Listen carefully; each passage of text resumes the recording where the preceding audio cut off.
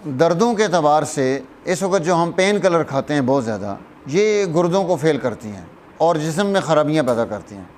दर्द एक जैसे नहीं होते। अगर आप आराम कर रहे थे और आपको आराम में सुकून था, जब आपने हरकत शुरू की तो दर्द शुरू हो गया, ये अलग दर्द है। ये गुदद में जिगर की वजह से होता है। आप जब आराम कर रहे हैं तो आपको तकलीफ़ है, और जब आपने हरकत शुरू की तो वो तकलीफ़ ख़त्म हो गई। तो ये आसाब की वजह से है, दिमागी एतबार से वरम में दर्द होता है। एक ये है कि आप जब बहुत ज़ोर से किसी चीज़ को दबाते हैं और दर्द हो रहा है, तो ये क़ल्ब व ग़ुज़लात की वजह से होता है। तो ये 3 अलग अलग किस्में हैं और इनका इलाज भी अलग अलग है, इनकी ग़िज़ा भी अलग है। तो एक दवाई सब पर असर नहीं करती।